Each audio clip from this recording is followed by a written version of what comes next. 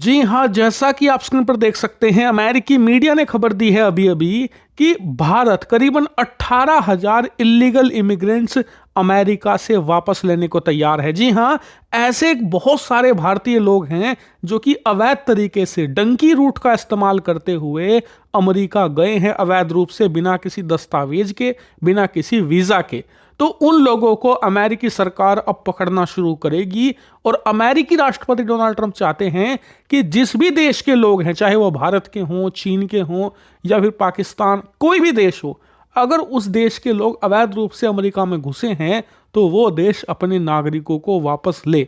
तो खैर, इस लिस्ट में भारत पहला ऐसा देश बन चुका है जिसको लेकर खबर आई है कि वो अपने अवैध रूप से गए नागरिकों को वापस लेने को तैयार है। और प्रॉपर आंकड़ा भी निकलकर सामने आया है जिसमें बताया जा रहा है कि करीबन 18,000 ऐसे लोग हैं जिन्हें ट्रंप एडमिनिस्ट्रेशन तुरंत भेजना चाहती है, डिपोर्ट करना चाहती है भारत। और भारत भी कोऑपरेशन करने को तैयार है डोनाल्ड ट्रंप के साथ इस पूरे मुद्दे पर। और आप जानते ही हैं कि अमेरिका में इमिग्रेशन का मुद्दा कितना बड़ा है और डोनाल्ड ट्रंप इसे जल्द से जल्द सुलझाना चाहते हैं। और मुझे पता है आप में से कई भारतीयों के मन में ये होगा कि यार, भारत सरकार ने गलत किया, हमें ऐसा नहीं करना चाहिए था, क्योंकि गरीब लोग हैं, बड़ी मुश्किल से अमेरिका पहुंचते हैं नौकरी के लिए, पैसा कमाने के लिए, अब उन्हें वापस भारत भेज दिया जाएगा। तो देखिए, ऐसा नहीं है।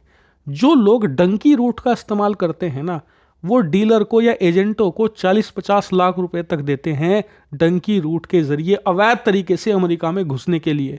40-50 लाख रुपए क्या कोई गरीब आदमी देता है? नहीं।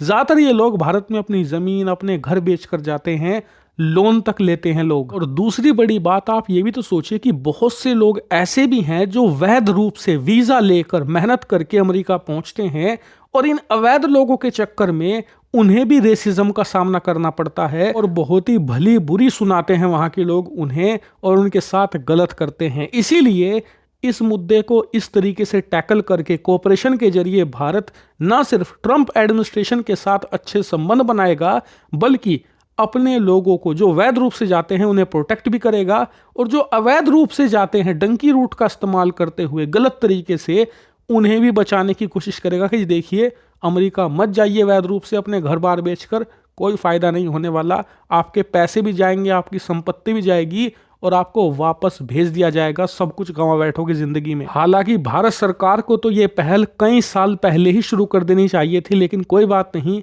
अब ट्रंप के साथ इस पहल को मेरे हिसाब से भारत में शुरू करना चाहिए। और अगर आपके आसपास भी कोई व्यक्ति डंकी रूट से जाने की कोशिश कर रहा है तो मेरे हिसाब से आपको समझाना चाहिए। हालांकि आज का ज़माना ऐसा है कि किसी को अच्छे की सुनाने जाओ तो वो उसे बुरी लगती है, लेकिन आपका फर्ज है समझाना। आप कह सकते हो उसे कि भाई, अब कोई जाने का फायदा नहीं है, सब कुछ गंवा बैठोगे, जान से भी हाथ धोना पड़ सकता है, क्योंकि जो पूरी बॉर्डर है ना मैक्सिको वाली, उस पर तो नेशनल इमरजेंसी घोषित कर दी है, वहां पर गार्ड गोली भी मार सकते हैं, ऐसी सिचुएशन है।